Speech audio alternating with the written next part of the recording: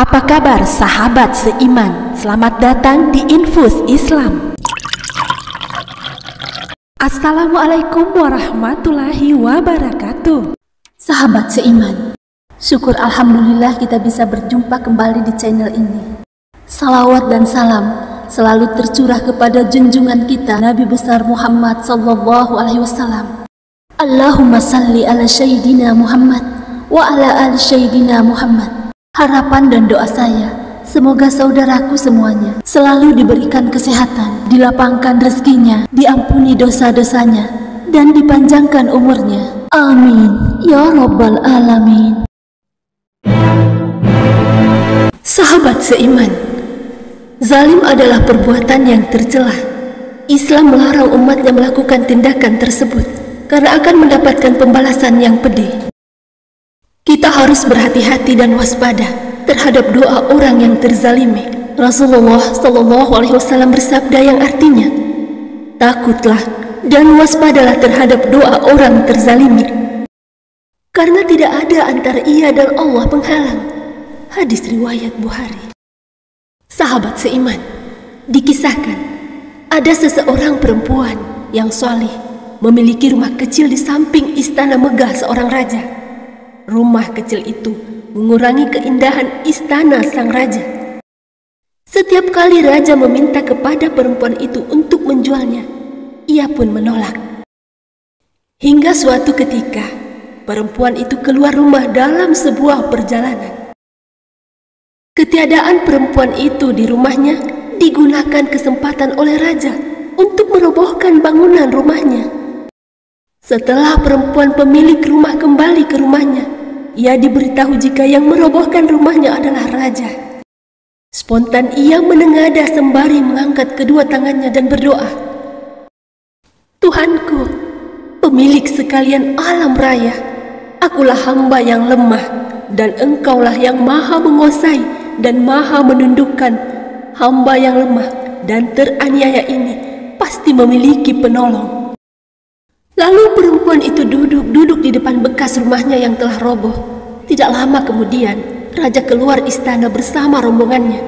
Ketika melihat perempuan itu, raja bertanya apa yang sedang ia lakukan. Perempuan itu pun menjawab, aku sedang menunggu robohnya istanamu. Lalu raja itu pun menertawakannya dan berlalu begitu saja. Malam pun tiba, kekuasaan Allah datang. Raja berserta seluruh bangunan istana dibenamkan dan ditenggelamkan ke dalam tanah. Doa orang terzalimi menembus langit dan tidak terhijabi dengan Allah Subhanahu wa Ta'ala. Demikian hadis dan ayat Al-Quran menjelaskan betapa dahsyatnya doa yang dipanjatkan oleh mereka yang terzalimi dan teraniaya orang lain. Bahkan dalam salah satu riwayat Imam Ahmad menyebutkan, doa orang yang terzalimi tetap dikabulkan dan didengar Allah Subhanahu wa Ta'ala, sekalipun orang yang teraniaya adalah orang yang kafir. Hadis-hadis mengenai ini menjadi pengingat agar umat muslim tidak berlaku aniaya dan semena-mena pada orang lain. Pada saat itulah tidak ada hijab atau pembatas antara orang yang terzalimi dengan Allah, maka secara otomatis doa mereka pun akan didengar dan dikabulkan oleh Allah Subhanahu wa Ta'ala. Sahabat seiman, namun terkadang ada pula yang berpikir mengapa orang-orang tersebut, orang-orang salim, seolah dibiarkan Allah tanpa ada balasan di dunia. Bahkan orang-orang zalim dan tidak taat kepada Allah serta Rasul-Nya nampak selalu berjaya. Al-Quran menjawab pertanyaan ini melalui surah Ibrahim ayat 42. Yang artinya, dan janganlah engkau mengira bahwa Allah lengah dari apa yang diperbuat oleh orang zalim. Sesungguhnya Allah menangguhkan mereka sampai hari yang pada waktu itu mata mereka terbelalak. Al-Quran surah Ibrahim ayat 42.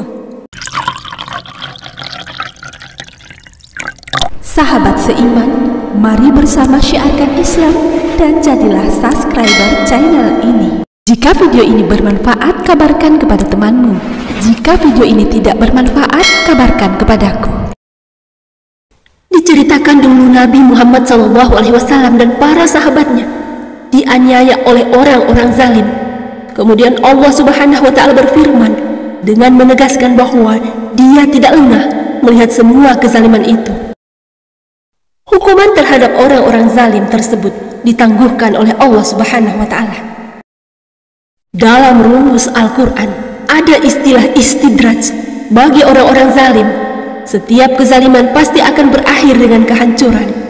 Boleh jadi kesenangan yang Allah berikan merupakan istidraj. Sahabat seiman, istidraj adalah pemberian disertai murka Allah Subhanahu wa Ta'ala. Takutlah pada kenikmatan-kenikmatan Allah yang senantiasa mengalir kepadamu, sedangkan engkau terus berbuat maksiat kepadanya, karena sesungguhnya adalah istidraj untukmu. Sahabat seiman, lalu bagaimana cara membedakan istidraj dengan kesenangan yang datang dari kebaikan Allah? Berikut ciri-ciri istidraj. Kenikmatan melimpah saat keimanan tengah menurun. Terus melakukan kemaksiatan, tapi kesuksesan melimpah. Semakin kikir, harta terus berlimpah. Atau merasa sombong akan apa yang didapat di dunia, serta hatinya mati. Sahabat seiman, janganlah berbuat zalim kepada orang lain, karena engkau akan menjadi orang yang bangkrut kelak di hari kiamat. Kezaliman telah diharamkan oleh Allah Subhanahu wa Ta'ala atas seluruh umat manusia, apapun agamanya. Allah Subhanahu wa Ta'ala tidak meridai tindakan zalim kepada orang-orang non-muslim. Sebagaimana Allah tidak ridha seseorang muslim dizalimi. Allah Azza wa Jalla berfirman yang artinya, sesungguhnya Allah tidak berbuat zalim kepada manusia sedikit pun. Al-Quran Surah Yunus ayat 44. Maknanya mencakup seluruh manusia tak terkecuali. Hendaknya tidak berbuat zalim kepada siapapun. Wallahu a'lam bishawab. Demikian yang dapat kami bagikan. Semoga bermanfaat. Assalamualaikum warahmatullahi wabarakatuh. Allahu Akbar, Allahu Akbar, Allahu Akbar, Allahu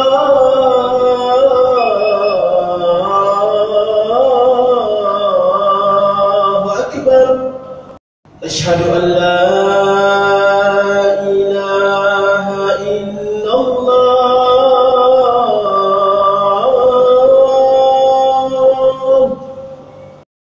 Asyhadu an la